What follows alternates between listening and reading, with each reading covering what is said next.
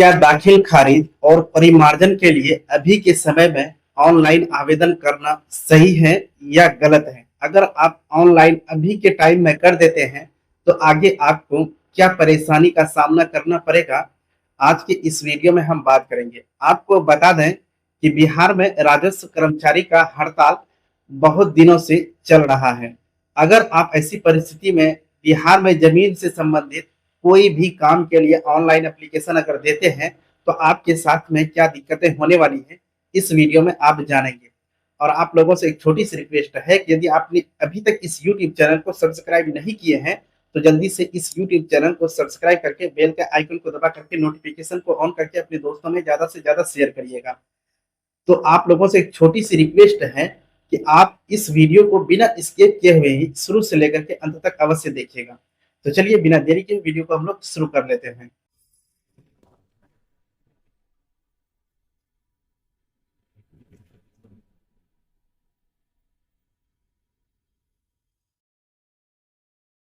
तो देखिए दोस्तों, पिछले 9 मार्च से ही बिहार में राजस्व कर्मचारी और सीओ हड़ताल पर जुटे हुए हैं और वो अपना हड़ताल खत्म नहीं कर रहे हैं। और आप इस बीच में कोई जमीन खरीदे हैं या फिर आपके घर में पुराना कोई दस्तावेज है, केवाला है, जिसका दाखिल खारिज अभी तक नहीं हुआ है, या फिर पुराना जमीन का रसीद कटा हुआ है ऑफलाइन और वो आपका ऑनलाइन अपडेट नहीं है, और अगर आप चाहते हैं कि अभी के टाइम में हम ऑनलाइन आवेदन कर देंगे मोटेशन के लिए या फिर ऑनलाइन एप्लीकेशन कर देंगे हम मतलब परिमार्जन के लिए, तो क्या आपका काम होगा या फिर अभी रुक जाएगा या फिर काफी लंबे समय तक आपको वेट करना होगा, इन सभी को हम यहाँ पे समझेंगे। तो चलिए सबसे पहले हम लोग ये समझने की कोशिश करते हैं कि 9 मार्च से जो राजस्व कर्मचारी और फिर सीओ अपनी मांग को लेकर हड़ताल कर रहे हैं, उनका हड़ताल अभी भी जारी है। वो अपना काम पर अभी तक नहीं लौटे हैं, जिसकी वजह से पटना जिला की अगर हम बात करें तो वहां पे सिर्फ पटना जिला की अगर बात करें तो वहां 1.5 लाख आवेदन अब तक आ चुका है, जिसका कि निपटारा नहीं हो पाया है। अगर आप बिहार के 38 जिला में से किसी भी जिला में से हैं और आपको जमीन से संबंधित किसी भी प्रकार का कार्य करना है तो अभी के टाइम में आप किसी भी प्रकार का आवेदन ना ही करें तो आपके लिए ये बेटर है।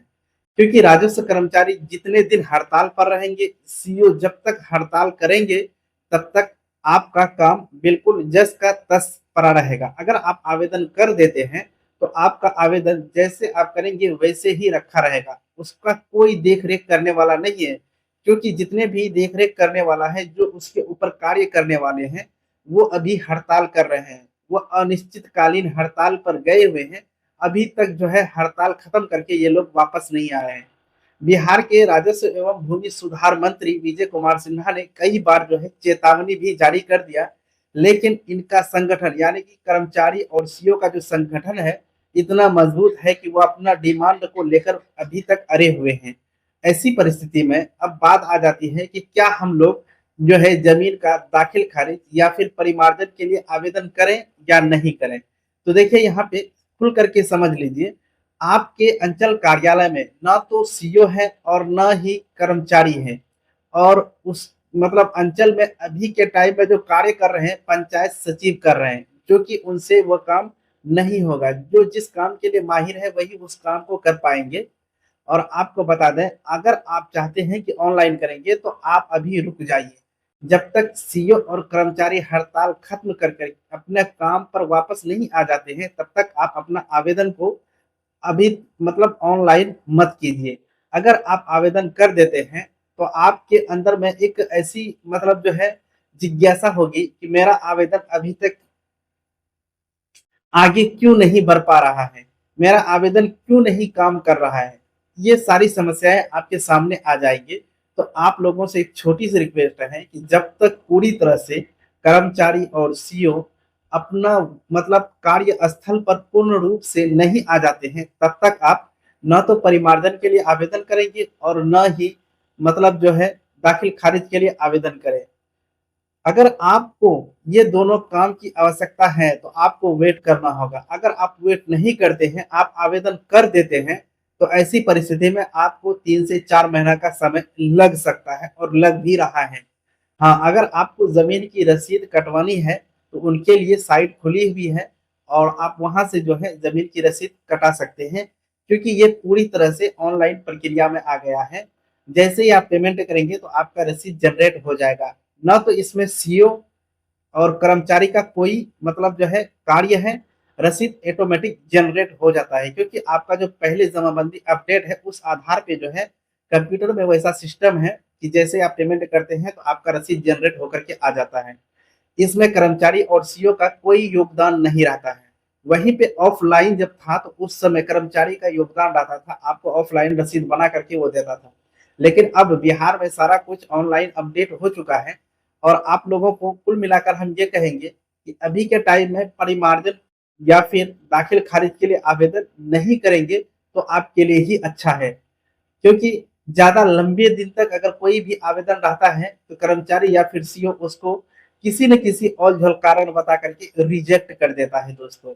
तो इस तरह की समस्याएँ हमारे समाज में बहुत है। आज हमारे किसान लोग या फिर जो ज़मींदार व्यक्ति हैं, जिनके पास थोड़ा 2 डिसमिल ज़मीन है या आधा डिसमिल ज़मीन है या बहुत ज़मीन है, यानी कि जिसके पास ज़मीन है, वो किसी न किसी रूप में जो है आज के समय में परेशान है अपनी ज़मीन को लेकर के। क्योंकि किसी का ज़मीन नेट पर उपलब्ध है, किसी का नहीं है, कोई खरीदा है तो उसका मोटेशन नहीं हो रहा है और ये सब कारण जो है परेशानी का, ये सब कारण है सीओ और कर्मचारी का हड़ताल पर चले जाने की वजह से ऐसा हुआ है। तो इसीलिए आप लोग अगर चाहते हैं कि परिमार्जन के लिए आवेदन करें, तो आप रुक जाइए और अगर आप चाहते हैं कि दाखिल खारिज के लिए ही आवेदन करें, तो आप अभी रुक जाइए।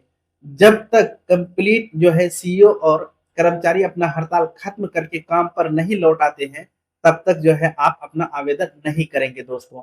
अगर आवेदन करेंगे तो आप परेशानी में फँस जाएँगे, क्योंकि पहले से ही जितना आवेदन पड़ा हुआ है, वही अभी तक निपटाया नहीं जा रहा है। ऊपर से आप अगर आवेदन कर देते हैं, तो ये काफ़ी मतलब बड़ा बोझ बन जाता है।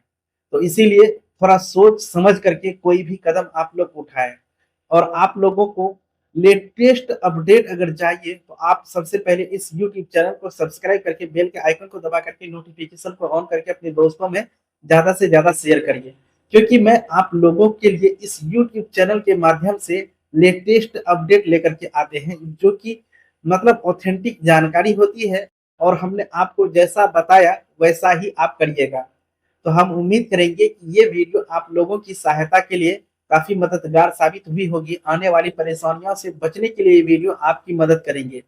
तो चलिए आज का वीडियो हम यहीं पर समाप्त करेंगे। मिलते हैं एक नया वीडियो में एक नई जानकारी के साथ, तब तक के लिए जय हिंद।